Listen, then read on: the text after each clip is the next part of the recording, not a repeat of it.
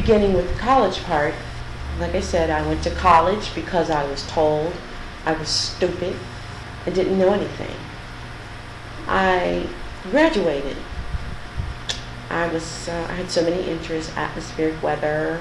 I won an award in fencing, best female fencer.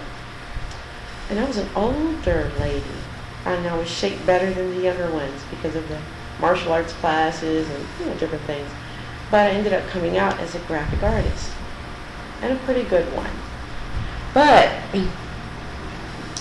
how do I get a job? All the jobs I've ever had, I could never keep. I developed so many problems because of the major torturous abuse and sexual abuse, and the slandering of my name.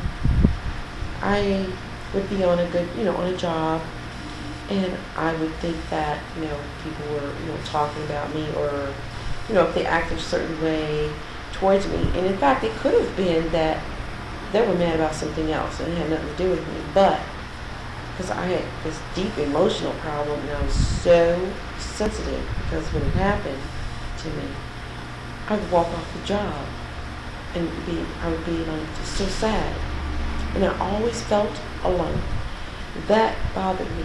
I always felt alone. And I had great jobs. I worked for NIH. I was a production word processor. I worked for a news station. I worked for quite a few places. When I started to work, within 1 year of I did temp work, and within 1 year of temp work, I was making $17 an hour. My typing skills were good and stuff like that, but my life had always been topsy-turvy.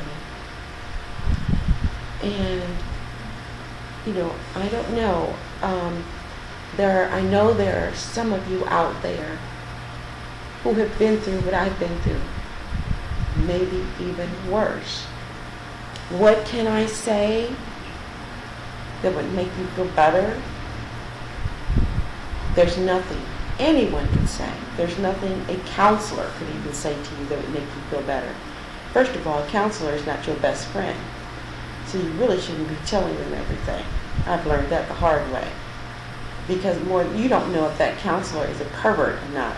I learned that the hard way. Churches, out of the picture. I remember a white minister who pastored a wealthy church that helped me with money with like rent or different things. And one day he had come to one of my apartments. He tried to rip my underwear off, and I screamed so loud my windows were open. And it startled him. He got up and he left. And I experienced different things like that in many churches. So I don't deal with the churches, because they'll tell you, well, if you're still suffering from nightmares, you're not saved. Well, if you wear earrings, you're not saved. Or if you smoke cigarettes, you're not saved. Or if you do that, first of all, no one made them a judge. They're not a judge. And churches can do you more damage if you are a person that has come from a very abusive background. They can do you so much damage. They see you as easy prey to brainwash. And their brainwashing would be so they could get your money for these so-called tithes, and the mind control so they can tell you what to do and do what they want with you. So, I don't bother with churches anymore. It's not to say I don't believe in God, because I truly do. I believe in Jesus, no doubt. And, I ask God to give me His truth, not what some man in a pulpit says. Because I don't, for me to believe what a man in a pulpit says, everything he says, that would be stupid. Because what he's preaching about may be only for him, not for everybody who's listening. So, I don't get involved in that kind of crap. And that tithe thing, I'm not going to tithe to some daggone church so a minister could put rims on his car, or he can go get his $20 million airplane. I don't believe in that. Tithe to me means you go out on the byways and highways and you look for people. And this is what I believe. And this is what I love to do. in the event I ever come into money, first I take care of home. Then I would like to search the highways and the byways and look for people like me and my child. Me, who have been through a lot. My child who's been with me and who's been homeless with me. And help them directly. That's truly giving to God. So, what do I say to make you feel better? I don't know. But I can tell you, your counselor doesn't have the answer, and churches don't have the answer.